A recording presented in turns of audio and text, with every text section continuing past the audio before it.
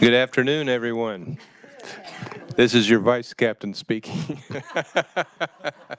No, I appreciate Chairman Will letting me chair. I don't know why he asked me to do this, but I would like to call the meeting to order, and I want to say, Representative Neighbor, are you filling in? Okay. All right. Thank you for being here. Shorter here. I guess we should start by asking if there are any bill introductions anyone wants to present today. Yes, Representative Bueller. Thank you, Mr. Vice. I have RS 2944, and this is on behalf of the American Physical Therapy Association, the Kansas chapter. And what this does, it would authorize physical therapists to issue the handicap placards that people can use in their vehicles.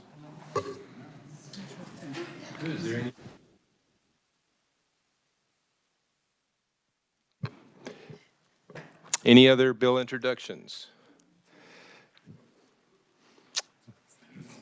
Is there one more? Yes. Good morning, Mr. Chairman. I have two for you guys today. The first being RS 2954. I'm giving you the rules, your name, and who it's for. Thank you. William Wilk for the Kansas Chamber of Commerce today. Both of these, RS 2954, that is the Interstate Occupational Therapist Licensing Compact. Is there any discussion on the Occupational Therapist Licensing Compact? If not, it's accepted. Go ahead. And then the second one, same thing for the Kansas Chamber of Commerce, William Wilk, RS 2955, which is the Respiratory Therapist Interstate Compact. Is there any discussion on Respiratory Therapist Licensure Compact? If not, it's accepted. Thank you very much. Thank you. Another one? Yes.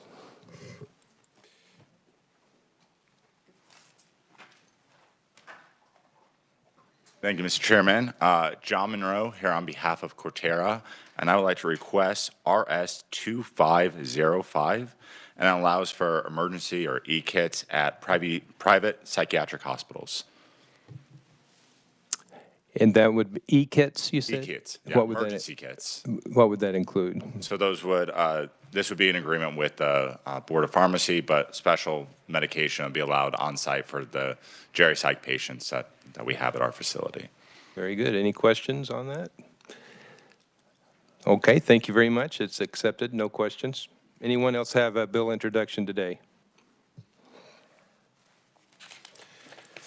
If not, we will move forward. I believe we have Chuck Smith with the silver-haired legislature. If you would like to come and give an update. Thank you. Thank you, Representative Bryce.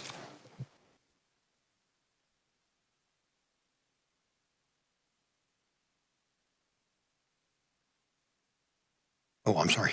Thank you for the opportunity to talk to you. I'm Chuck Schmidt. I represent the Kansas Silver-Haired Legislature. And I don't know how much you know about that. We keep running into people who don't know anything about us. We are a statutory organization that was established actually by an act of Congress and then an act of Kansas in 1982. They established this legislature. And it's comprised of people 60 and older, and we have delegates from every county throughout the state, and our mission is to advocate for things that make life better for seniors in Kansas. And seniors in Kansas represent well over 600,000 people. So that's a large group of people. So what we do every year, and before I get into that, I want to express hello to so many of my friends. I did serve in the legislature for a short time, and it's nice to see my friends here. Sometimes we agreed, sometimes we disagreed, but I think we got along well. I appreciate that. And so I know how difficult your job is, and I know how many demands you have on you, and I know how much you have to learn about different issues. So I'm going to make it as simple as I can, and you've got my written testimony. First of all, the Silver-Haired Legislature meets every October for a 3-day legislative session. And people come from all counties of the state. We have one delegate from each county, and then the 4 largest counties have an additional 5 delegates. So we actually have 125. Theoretically, we would have 125 delegates, just like the 125 in the House here. We don't fill every position necessarily.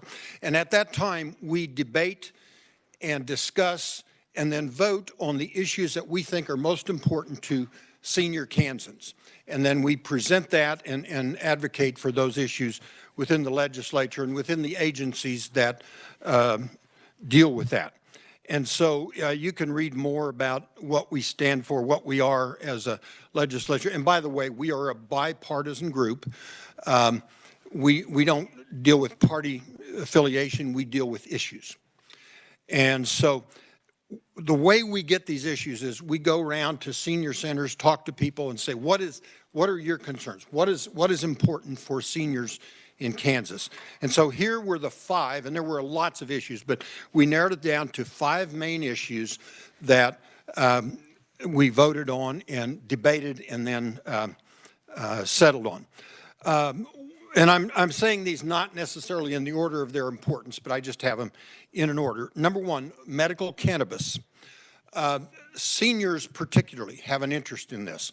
And I know people look at seniors and say, what do you guys want? You know, well, back in our day, maybe we didn't use it necessarily medically, but those of us, you know, some people know what that, but medical cannabis is a completely different thing.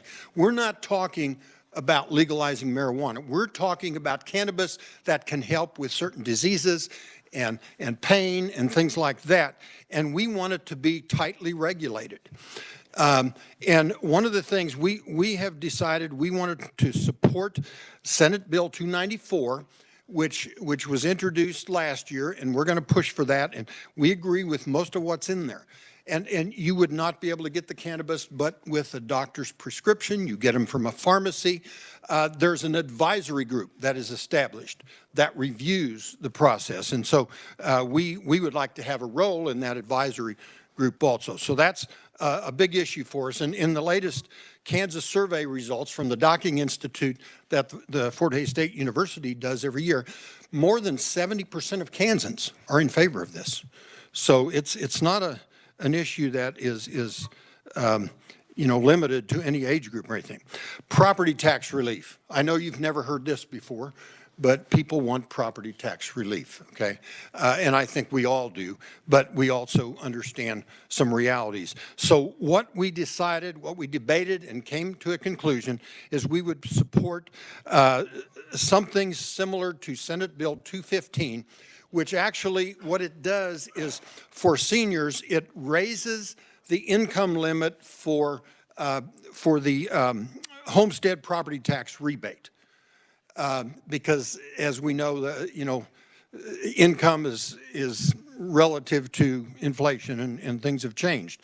And it also raises the appraised value of housing that qualifies for homestead property tax relief. So we would like to see something like that. Thirdly, preserving and expanding Medicaid and food assistance. We know that this is a controversial issue, but we have a great many of senior Kansans who depend on Medicaid. Most people don't realize more than 65% of people who are in nursing homes are funded by Medicaid. But we also have about 14,000 Kansans between the age of 60 and 65 who do not have health insurance because they don't qualify because we don't have expansion. But beyond that, the other thing, and I know there have been some federal bills passed that make a difference, and one of the things that has happened is the state is going to become more responsible for SNAP benefits and frail and elderly programs. Frail and elderly programs, and I may be frail and elderly. If I'm not, I will be soon. But what we're talking about is programs that keep people in their homes as long as possible. Programs that can help them to maintain in their own home rather than go to nursing homes. And that's way cheaper than the alternative. So we think there needs to be funding for that. And the state is going to have to kick in some money now because the federal is cutting back on that. The other thing that we're concerned about is there are, by estimate of Kansas Health Institute, there are 68 hospitals in Kansas that are at risk of closing. I was just talking with the chairman. I was living in Independence when the Independence Hospital closed, and I know what a trauma that is to a community. 5 miles from where I live, in the last 2 weeks, Rock Regional Medical Center closed, and that hasn't even been open for 10 years.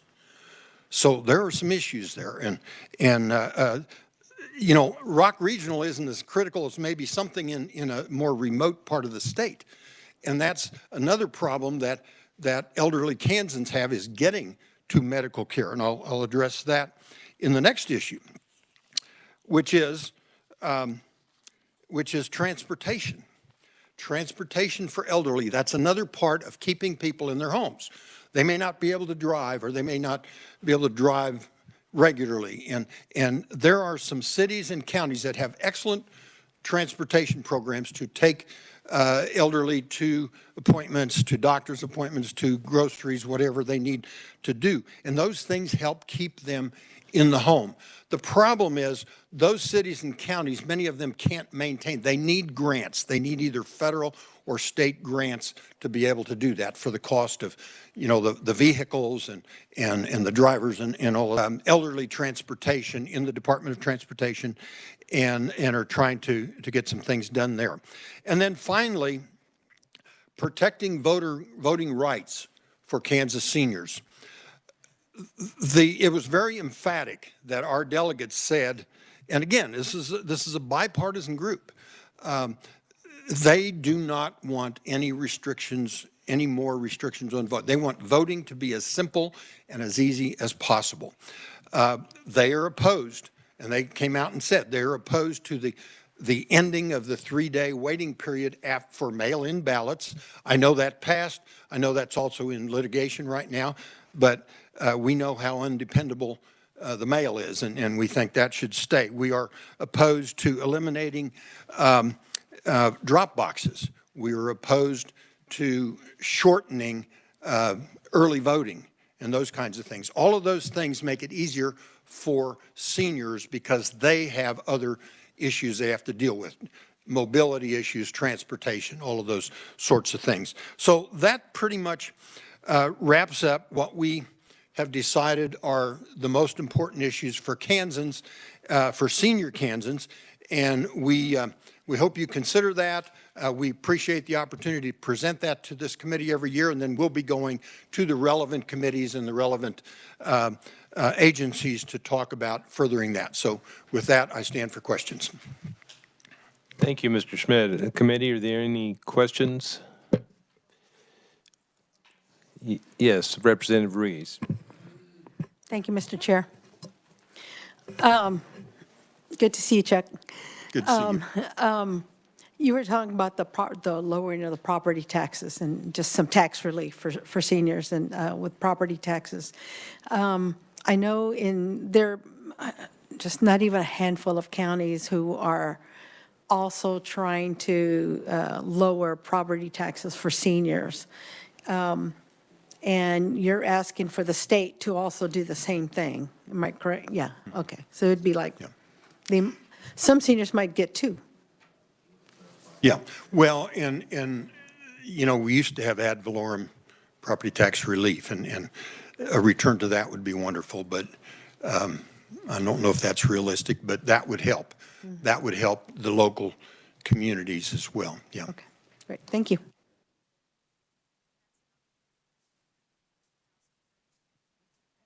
Oh, here, Representative Berquist. Yes, did you have a technical, did you have an apology or anything there? No, I'm kidding. That phone alarm? And I apologize, Representative Berquist. I did not go to the Christian meeting this morning. I know I usually try to get there when I was here, but I just wasn't getting up early enough. And I know you're pretty regular at that. Yeah. In the discussion and coming to a policy, Thank you, Mr. Chair. In discussion and the policy discussion, did you discuss and agree that a refined THC in a medicinal tablet form would be acceptable, or do you need marijuana? Would you please state that again? Is the consensus in your group of wants the medical marijuana? Is that something you discussed and thought would be acceptable in a pill form? Or? Oh, yes, absolutely. Yeah, we're not, thank you for asking that question, because this does not involve smoking a joint or anything like that, no. It'd be in pill form or whatever forms that, you know, there are different types. And what I've learned in this is they have different strengths for various types of illnesses and various types of pain and things. So it's very specific, and that's why it has to be prescribed by a doctor and given by a pharmacy, yeah. I won't get into it too deep, and I appreciate your coming today. Thank you. Thank you. Yes, Representative Steen, please. Thank you, Mr. Chair. So I just went over to the KHI actually today, and they had a really great, we just had kind of an open discussion today about the rural transformation funding. And so I do know, I had this sheet with me. It just says, I know in Kansas, we're getting $221.9 million. I think we were awarded, like, we were the 6th state to receive the highest. So hopefully there's about 5 buckets, and I have not been able to research and break all of these down. But I did have a big question about our aging population and our seniors and people, because that's a very big passion of my own. You know, coming from Johnson County, obviously we have a lot of services, but that's not always the case for some. And even in our own community, it's trying to find ways to obviously keep our seniors in the homes even longer, because some of those community livings are not options for some people. So, and preventative wellness, chronic illnesses, all those things to provide more care, you know, to have that accessibility for our seniors as well. So I just wanted to let you know that I think a lot of people are looking at that. I don't know how that money is going to be allocated yet, but hopefully that will change some of these services too in our rural communities, or help in that way. Yeah. Thank you. I appreciate that, and I assume you might have been meeting with my daughter-in-law, Sheena Schmidt, when you were, that's my daughter-in-law, yes. And that's where I get a lot of my information, because she knows a whole lot more than I do, yeah. Yeah. Committee, any other questions for Mr. Schmidt? If not, I appreciate it very much. Good information. Thank you very much. Appreciate it. Okay. Mr. Chairman, is there any other comment?